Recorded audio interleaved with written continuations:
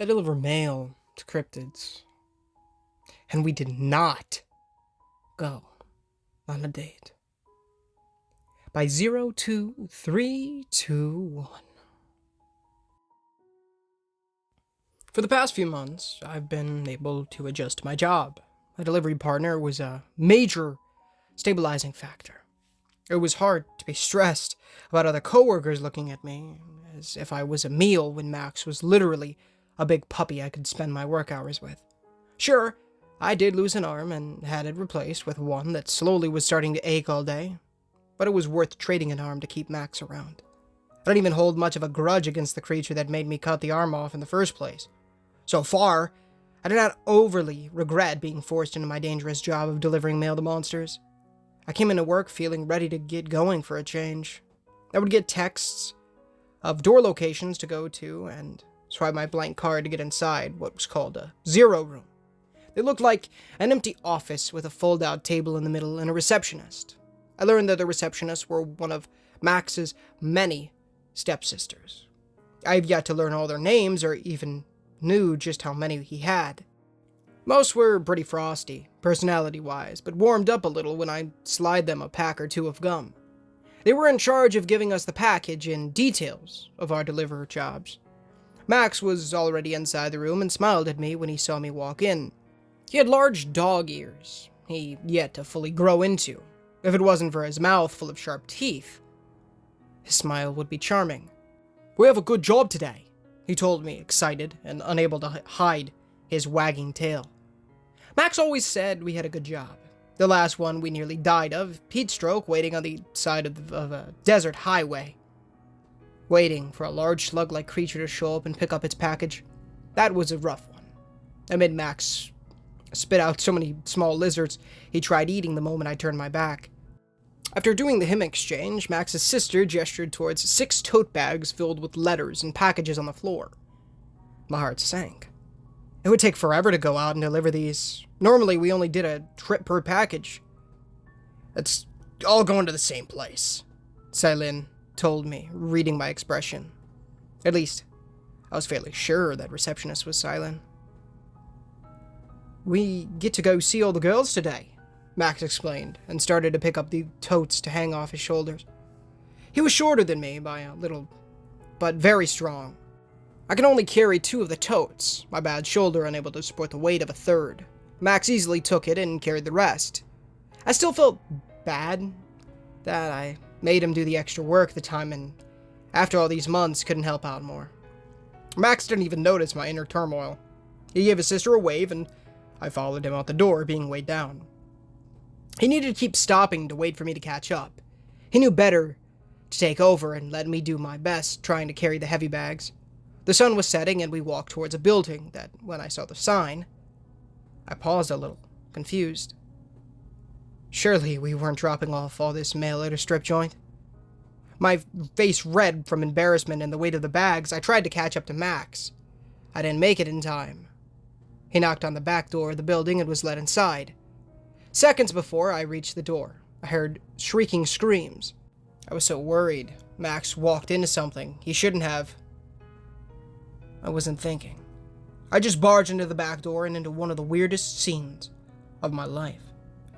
The door opened into an employee dressing area. It felt like it was poor planning that someone walking inside could see the girls getting ready. Max was surrounded by women, all different species and all in different stages of undress. My face turned completely red, and I did my very best not to look at anything I felt like I was not meant to see. Until that moment, Max never really showed any interest in girls before.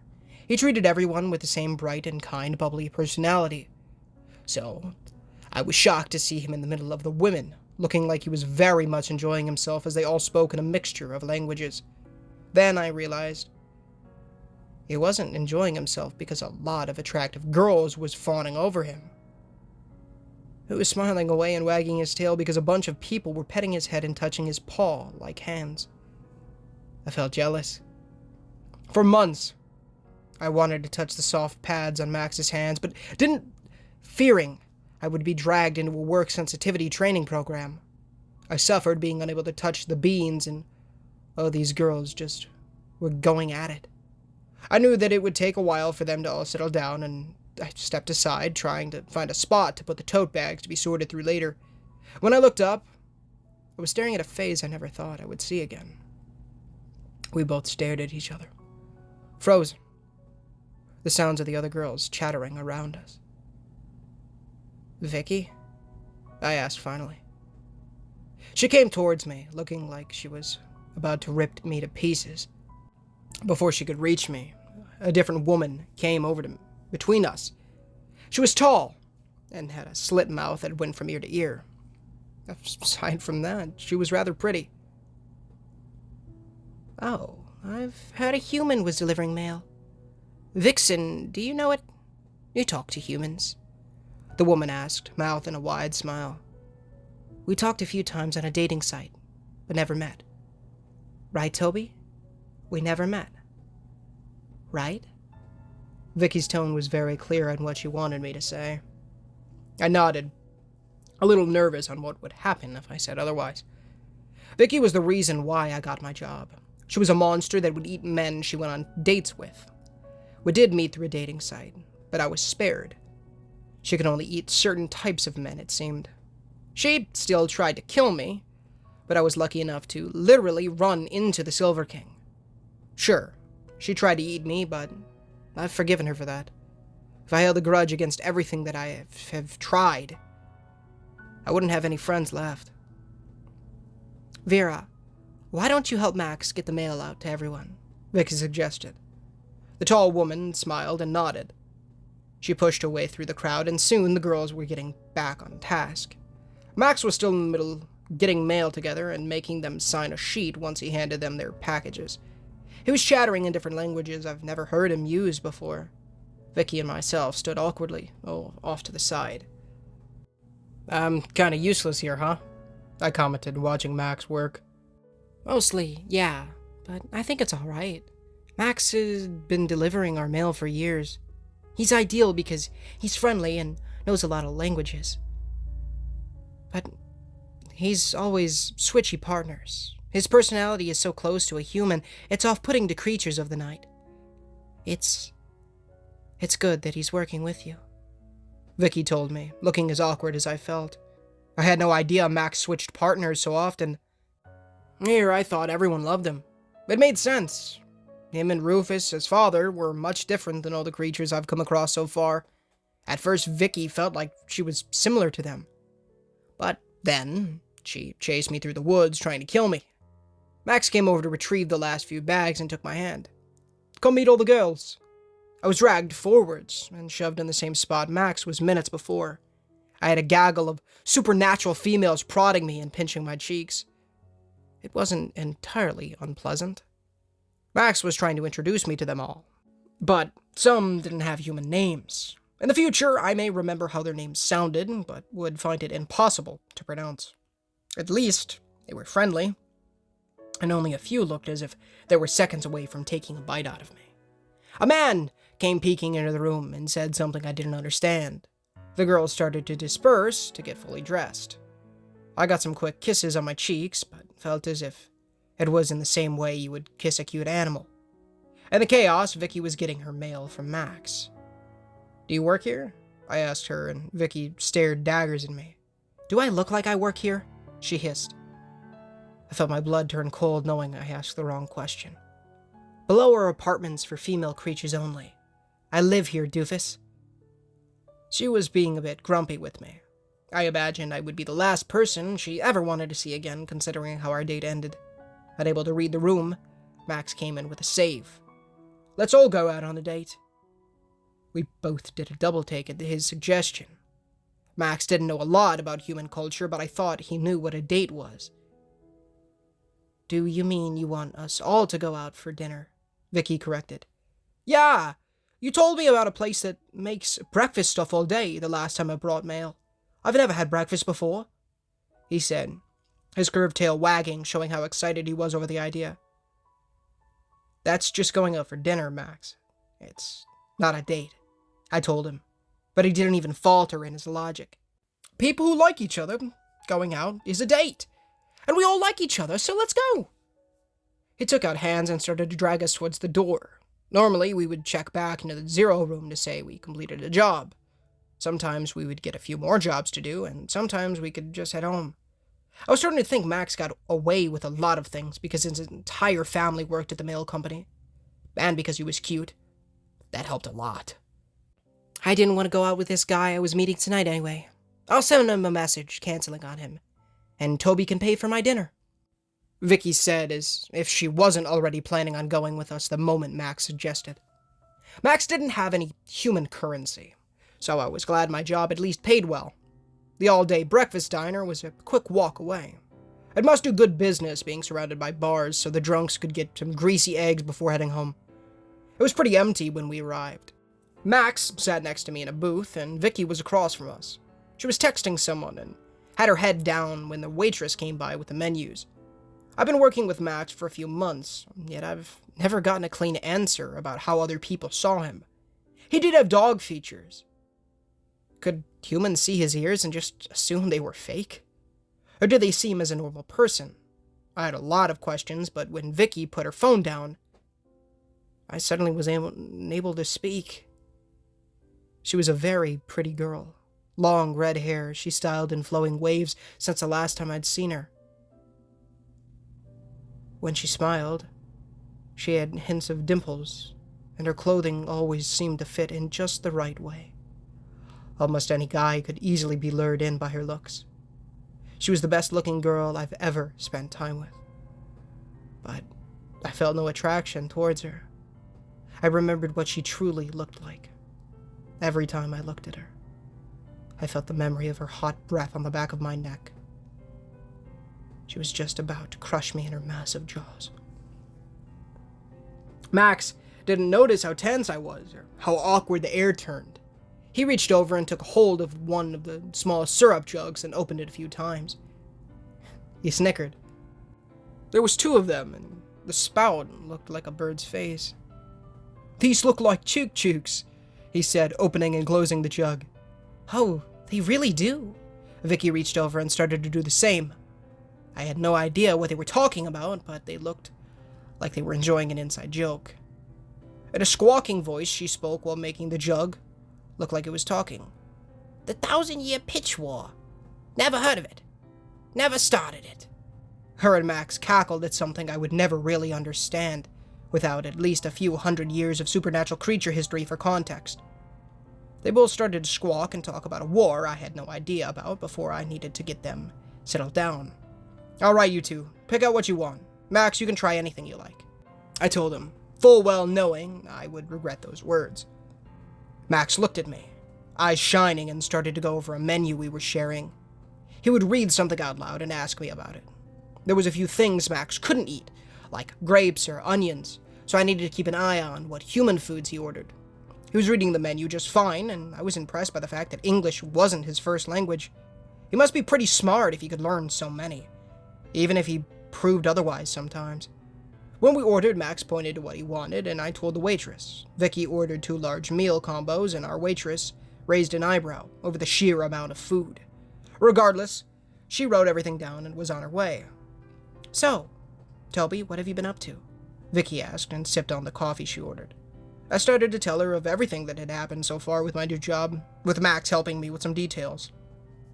She, like most people, gave me a dirty look when she found out I was the one who was responsible for Rufus losing a leg and being out of the field for a while. Apparently, he was very popular and a few creatures wanted some payback. I needed to be careful of where I showed my face in the future. When our food arrived, it nearly all didn't fit on the table. I only ordered some fried eggs, bacon, and some toast. I was done eating way before the other 2. Vicky was good at taking over my job of making sure Max didn't eat some grapes that had been mixed in with his other fresh fruit. When I was finished eating, I snatched away some home fries that was mixed together with some onions. The potatoes were big enough to separate and give back to Max, who was shoving waffles into his face and didn't even notice our rescue efforts. Oddly enough, after chatting with Vicky, my wariness of her eased. I thought it would take more time to no longer be so afraid of her. I still wasn't attracted to her, but I no longer felt the urge to bolt whenever I saw her smiling. I really did forgive her, but my body refused to want to stay around something it knew to be a predator. Overall, it was a nice dinner out that was almost worth the hit to my bank account. Somehow, they both got through the mountain of food. We went up to the front to pay, and I left a good tip feeling sorry for whoever needed to collect all our dishes. "I'm going to the bathroom," Max announced. "Okay, but only for 5 minutes," I told him. Vicky gave me a look, wondering why I was limiting his washroom break time. He likes to stick his head under those hand dryers. If I don't tell him a time limit, he'll do it for hours. She nodded, understanding how Max can be. We left to wait for him outside. Vicky was getting some texts, so she was looking at her phone while she spoke to me. "Have you been donating blood recently?" she asked. It was a bit of an odd question to ask out of the blue. I stood looking at her, wondering why she would ask. I did, in fact, donate some blood in the past few days. After the incident where I lost my arm and the mailing company replaced it, I was outed as still being a virgin. My flesh and blood are highly coveted by creatures of the night. By eating it or drinking it, they can become stronger. Or so I've heard. And I heard it can be used to heal some of my coworkers if they get harmed in the field. I really didn't mind donating to help out, so I started to do it as much as I was able. "Yes. How did you know?" I asked her, wondering if Max told her and I wasn't paying attention. "A friend of mine was attacked by hunters and nearly died. She's never harmed a human before. But, you know hunters. They'll kill anything not human. Anyway, your blood saved her. She might even be able to grow her horns back. I think she isn't the only one you've saved, and I wasn't sure if anyone thanked you yet." She was sounding so kind and honest, I didn't know how to deal with it. I felt my face flush, and I looked away from her, embarrassed. I didn't feel as if I've done anything worthy of being praised for. Anyone in my position should have done the same. I knew donating my blood was going to help, but never thought of just how much before.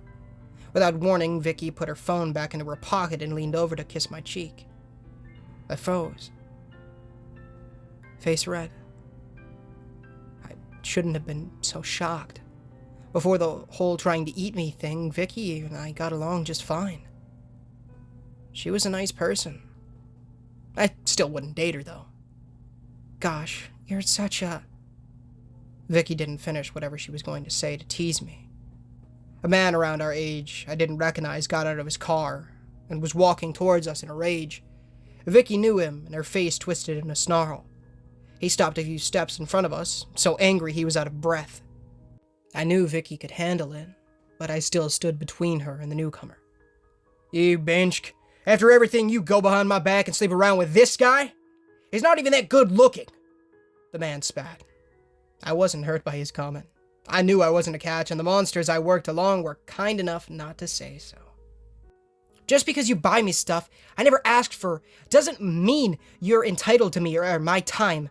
And I'm not sleeping around with Toby. He's a friend, you extreme dumbang," she shot back, getting out in front of me, ready to throw down if needed. At first, I thought I would need to save this guy from her, until he angrily brought out a gun and pointed it at the both of us. Even after months of being around monsters, the sight of a gun still made me cold. Because my job was dangerous, we received magic uniforms that could stop claws and bullets. I was wearing mine, still sort of being on the job. But the uniforms only protected what they covered. If he shot me in the face, it was all over. Vicky stopped talking and looked over at me. Fear in her eyes. "Drop your phones and get into the car. Now." His tone gave no room for arguments. I took my phone, covered in the pink case I received for work, and dropped it to the ground. I winced, as if bounced away. Vicky did the same. She could have ripped this guy apart. But I knew creatures of the night were bound by certain rules when it came to killing humans. She either didn't want to attack him in a public place, or for some reason, couldn't fight back at all. Max would be useful to have around. It already was way past 5 minutes. If I lived, I might have to be angry with him. We both listened to the man and was led to his car. He made Vicky get into the front and I sat in the back. My mind was racing, trying to think of something to do. I needed to wait until he stopped the car to fight back. I didn't want to endanger Vicky by risking an accident by attacking the man while he drove. I flexed and gripped my left hand, feeling pain shoot through my entire arm if I gripped my hand too tightly. The replacement arm was pretty weak, and with the new pain, I couldn't do much with it. I had no confidence in myself and only prayed Vicky had a plan. Or that Max noticed us missing soon and came to our rescue. I doubted the second option. We drove in silence for a while. He pulled into a normal-looking suburb and forced us inside a house. The entire time, he kept the gun on Vicky and had one of her arms in his hand. I walked in front, opening the door as he told me, fearing he would hurt her if I didn't do something. He clearly only planned on taking Vicky, and was stressed trying to deal with the second person. When we got inside the front door, I couldn't take it any longer. I grabbed the glass bowl off a table by the front door, ready to use it as a weapon, as the keys and spare change inside it went flying. I swung it around, aiming for his face, and got foreseeable results. He was much faster and slammed the handgun into my nose. I dropped the bowl, it breaking into thousands of pieces on the ground. He gave my stomach a kick that didn't hurt, but still knocked me over. I was about to get up to keep fighting when I saw Vicky's expression. She was silently pleading for me to stay down. I did for her, my face a mass of throbbing pain and nose bleeding. Our kidnapper wasted no time and nearly dragged us both down into his basement. I let him shove me into a chair and didn't struggle when he tied my hands behind my back and my ankles together. I felt sick looking around his basement. It was any creep's dream. A mattress was on the floor with blankets scattered around. He had stacks of blank DVD cases piled around the room, had a computer on the floor next to the mattress. It smelled and looked like he lived down there. He only had zip ties left to keep Vicky in check. Securing her wrists, he gave us a few threats before heading up the stairs for whatever reason. "What's the plan?" I whispered over to her and tried to struggle free. "Are you going to eat him or something?" She gave me a disgusted look. I didn't blame her.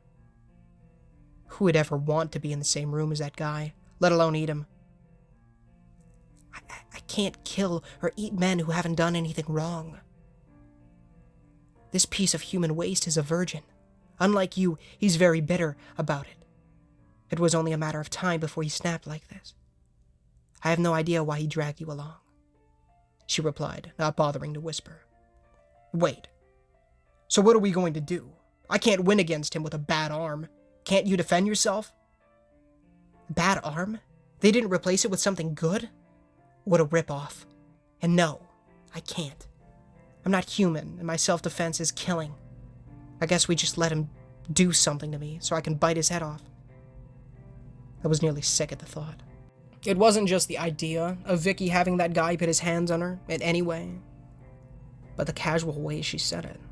I suddenly wondered how many times she's been in this situation, where she lured in dangerous men who hadn't done anything yet. So she let herself become the scapegoat, so she can punish them based on her rules. I shook my head, trying to keep my dinner to stay down. No matter what happened, that was not an option. No, we're not letting him touch you. I'll bite out his throat if I need to. I tried to sound as tough as a guy tied down could. "Toby, he'll kill you. Why bother risking your life when we can go with the easier option?" "The easier option isn't the right one. Risking my life is well worth you not having to go through something like that." I stared at her, her expression turning into a confused one. She looked at me as if I was crazy. In her eyes, I was.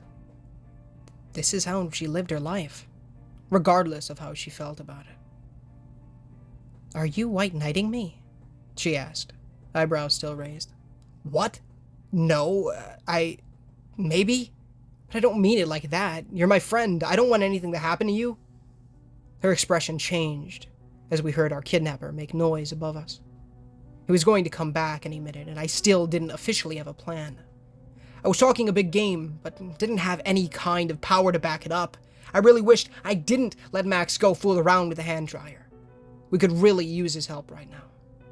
I felt pretty pathetic that I couldn't even defend myself against a human. It was a miracle that I survived so many mouths being around creatures of the night if some rope in a chair was enough to get me into a pickle. The basement door opened, and we both looked over at each other, not deciding on what to do yet. The man came down the stairs, a bag over his shoulder. It looked like he packed in a hurry. He clearly was going to grab Vicky and make a quick getaway, leaving what he was going to do with me a mystery for a few seconds. Dropping his bag in front of her, he turned towards me, gun at his side. "You need to cut your losses and just turn yourself in. You took 2 people in front of a diner. With all the drunks around, I'm sure they have cameras. Save yourself a lot of trouble and just quit while you're ahead," I said, hoping we were not past the talking stage. We were way beyond the talking stage. "Oh, you're trying to order me around, huh? You think because you're a hot Japanese guy you can take my girl and tell me what to do?" He snarled down at me. My mother was Korean, I corrected, and it just made his face flush red in rage. He was beyond any kind of rational thought, and had been for a long time. I started to try and pull at the ropes, keeping my wrists together, but they were far too tight. I felt as if I had 2 working arms, I might have had a chance at overpowering this guy. He looked pale and weak from being a basement dweller. "Since you're calling the shots, I'm gonna let you pick what you want to happen. I can do whatever I want with her while you watch. Or I can just shoot you in the face and leave with Vicky. What's it gonna be?" he threatened, eyes narrowing in hate towards me. Vicky started to speak at the same time as I did. She was putting on an act, pleading for him to not hurt me, and how sorry she was that she was out with another guy.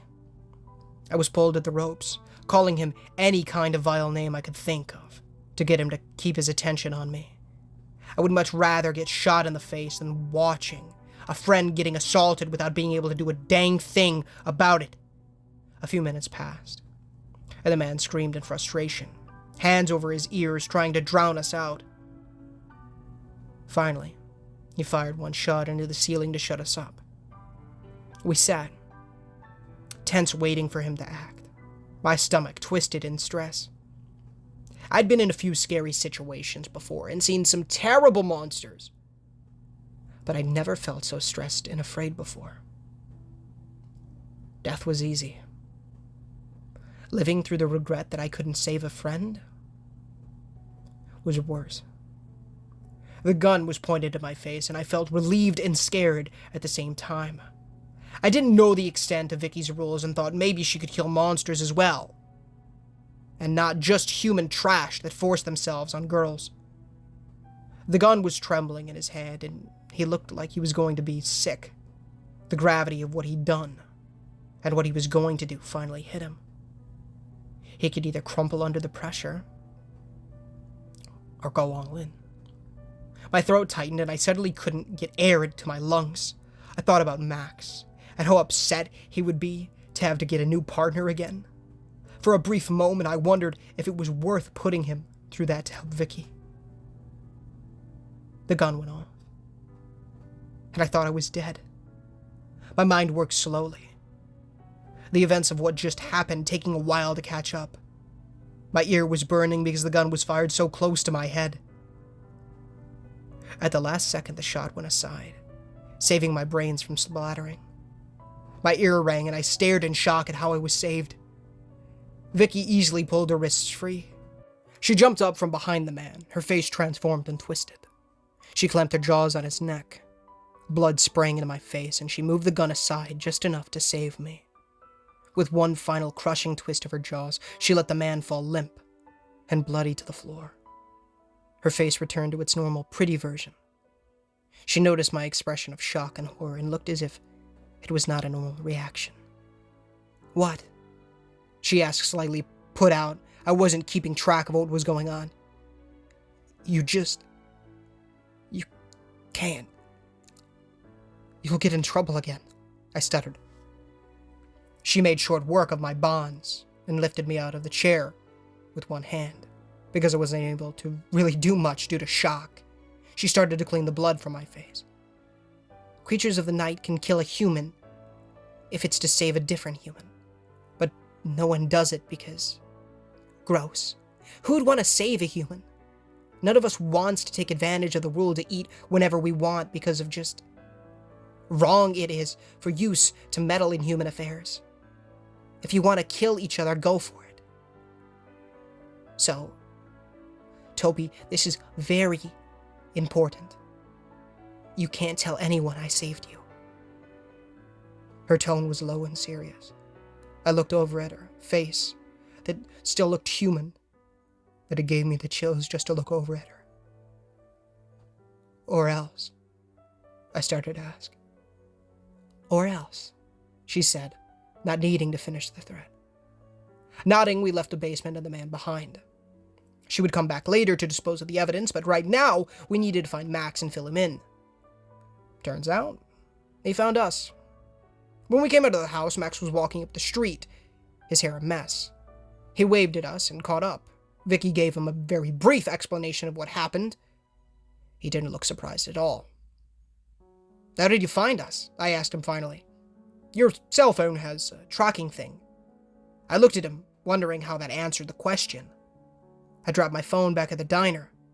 I know I did. Reaching inside my pocket just to double check, I found my phone inside. I pulled it out. Very confused on how it got back in there.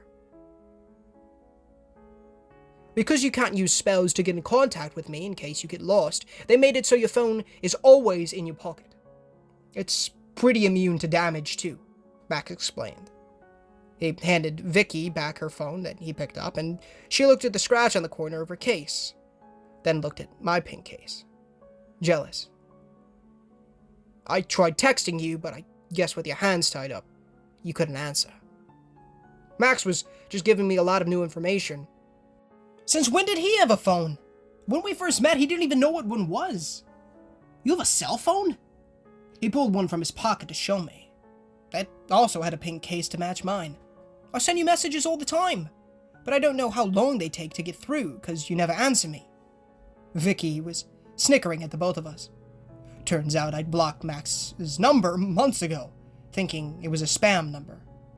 I didn't have that many friends that kept in contact with me. Having a random number send me gibberish was an easy thing to mistake for spam. We figured out how to unblock Max from sending me messages.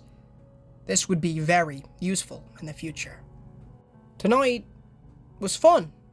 Kinda lame that guy knew where Vicky was going to be and caused all this fuss. I wanted to go to the Space Muddy place for that whipped cream cup, Max said when we finally got the phones sorted. He means Starbucks for one of those little cups of whipped cream they give to dogs, I explained. Puppuccino, he further corrected. You had like 5 pounds of whipped cream on your waffles already, Vicky said, not following along. It tastes different in a cup, we said at the same time. Max brought up a good point. Aside from the Starbucks thing, how did that man know where Vicky was? If he's stalking her, she surely would know. Suddenly everything came together in my head. With a click, I thought those two could hear. You used me? I cried, looking at Vicky. Looking around, Vicky found an empty plastic water bottle on the side of the road. Picking it up, she handed it to Max, telling him to go play for a bit. He nodded and tossed the bottle. It flew down the street, and he went chasing after it. He was fast enough to catch it before it landed and to play fetch with himself. He often did when we got too bored on jobs. What are you talking about? She hissed after Max left. You knew this guy was dangerous, but couldn't do anything about it. You must have heard the rumors of a new human working as a mailman and requested us to be the ones delivering the mail today. You know Max would suggest going out and must have told the guy where we were going. The diner had big windows, so he just saw us together the entire time, making him more and more mad. What I don't understand is why he never mentioned seeing Max with us. Max is invisible to humans. It's because he has those dog ears. Why do you think he makes you order things for him all the time? If that was the case, then no wonder why our waitress gave us such a strange look after ordering so much food and finishing it all. Why would I bother doing all that? I could just wait until he gives me a reason to eat him, she scoffed at my idea. Because you were worried that he might not go for you first. You're a nice person, after all, and wanted to not risk another girl's safety. Vicky stared down at me, her face dark, and she seemed a bit taller than before. I took a small step back, not knowing what I just got myself into. Those are all theories without any proof. I suggest you never tell anyone of your silly little thoughts. If you do... She grabbed my face with a large, clawed hand. Her face remained somewhat normal, but her eyes glowed and mouth looked far too large. In a deep growling voice, she leaned in closer, crushing my jaw with her hand. I'll figure out a way to rip you apart if you start spreading that nonsense. Out of all the things I've seen so far, Vicky was near the top of the list of things I did not want to mess with. The water bottle came flying towards us. She reached out and snatched it from the air, not even looking over, the plastic cracking and crumpling in her grip. I knew that would be the sound my bones would make if I didn't listen to her. I nodded, and she let go, my jaw feeling bruised.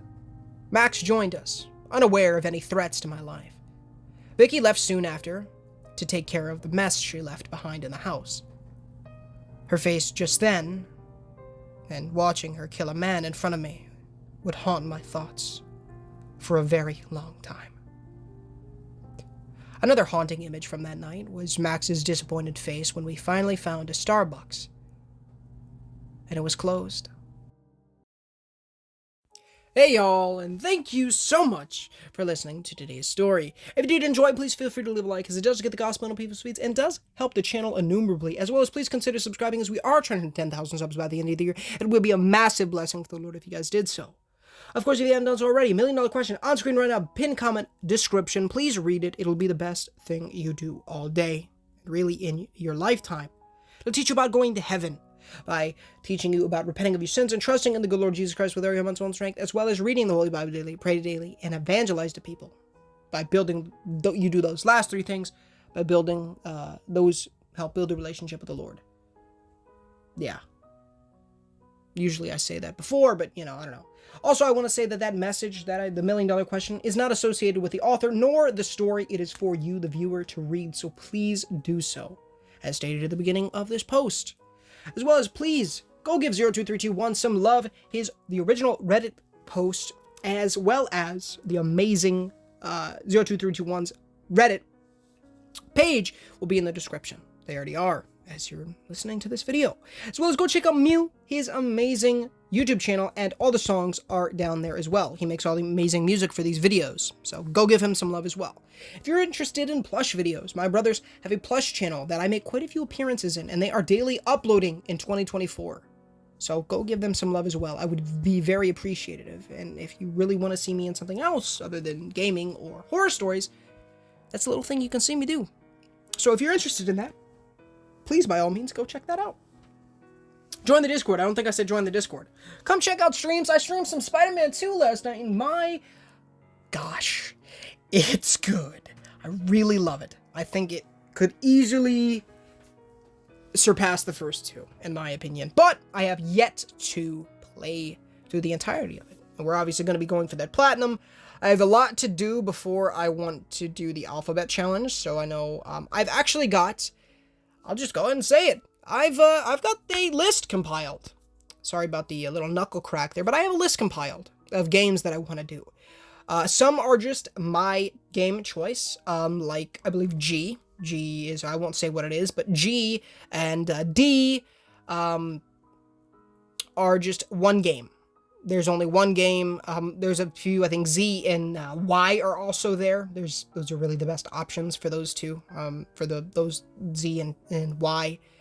And there are a few letters that I actually have to do a lot more research on. I believe those letters are X, V, and Q. So if you know any good platinum games for those three letters, let me know. I'd be very much appreciative of that. But for most of them, I have multiple games. T and M being the ones that have the most. So those are the games that I'm really, I have a lot. So there are, and I'm going to be doing polls here on YouTube when I do those. And hopefully, I'd be very appreciative if you guys could answer those polls, what you guys want to see, of course. This is going to be a long challenge. There are multiple games on that list that are in the 80s to 100 hour games. There are a ton of them, and I mean an absolute buttload of those games. I don't want this to necessarily... There are a few, like, easier games on there. I believe R is one of those games, and that is just a simple R. There is no other things for that one. But I want to make this great games. Great games, even, you know, even if they're large, you know, bigger. This is not a time-limited thing. This is simply just what is going to be going on. 27 games in total. I will be doing a symbol. That will be the first poll. I won't say what the games are. You'll have to wait and see. But I want to do this in a very specific way. And so I have to get some work done first. In the background, on top of doing all these amazing stories for you guys. And so that's what we're going to be doing in the background. Well, I'm going to be doing in the background, I should say. Editing videos, getting them off my phone, and also possibly building up some space on the computer. If I can build a space on the computer and I can get them do some stuff with that, then we should be good. If I can manage to get space off the computer, then it'll be better, really, at the end of the day. Also getting footage off my phone and stuff like that. So that's what we're going to be working with in these next bits and bobs. I also I want to shoot for the 5 platinums this month. Videos, not like total platinums. Although I probably should be. Because at the end of the day, this alphabet challenge is going to take a ton of time. At the end of the day, simply put, it's just going to take an absolute mind-boggling amount of time. And so when I'm doing this, it's going to be... Like, I can't take breaks, right? I can't just say, oh, hey, let's play some GTA 5, or, you know, let's play some Dead by Daylight. I can't. And the reason for that is because... I guess technically I could, but I couldn't. I can't get any more platinums. It would be these 27 platinums, and that's it. So, yeah. I might make a video elaborating on what I want to do with it, and I think I should, because obviously I've already been talking for about 5 minutes now. I don't want to go too much longer. It is already 10 o'clock. I need to get editing. I need to get this video going. So, yeah. I'm going to leave it at that. But big things are coming. If you guys want to watch live the ABC Challenge, the Alphabet Challenge, whatever you want to call it, I will be streaming everything here on YouTube. Yeah, I believe, should be. I do plan, if something is like a massive grind, like the Dying Light 2, there is a very easy way to set streams to private. So I don't know. Dying Light 2 would literally just be walking, so, but we wouldn't do that. That would, unfortunately, and maybe not unfortunately, but it would be public. That's an insane grind. Honestly, the game is only that long because of that grind. So yeah, it's crazy. Anyways, that's neither here nor there. I want to thank you guys so much. Yeah, seriously, I want to thank you guys, and I want to thank you, Lord, on the amount of support for the channel. It's been crazy. We have multiple parts of I Deliver Mail to Cryptids, over 100 views, parts going crazy, the other parts almost at 1,000, the first part, oh my gosh, you guys are killing it. So thank you guys so much, and thank you, Lord. It has truly been a massive blessing, and I couldn't do it without y'all. I couldn't do it without you, Lord, amen. So I love you guys, thank you so much for watching. Everything said here about the platinums and stuff, everything I talk about here in the end bit is not established with the author nor the story. Just want to reiterate that. Unless I talk about the story. So yeah. I love you guys. Thank you so much for watching. This is just kind of my outro bit here. This is where I talk to y'all about future plans and stuff. Sometimes I talk about the stories, but not really in this one. We do love Max, though. He's a good pupper. We love Max. Alright. And Toby's pretty fire too. Vicky getting in there, really cool. If you don't know where Vicky's really from, even though it's kind of talked about here, go check out the last part. The playlist for this thing will be on the end screen. Maybe right now. I love you guys. Thank you so much. And until next time, guys, thanks for listening. Hope you enjoyed. And until next time, guys, this is Ninja Gamer. Signing off.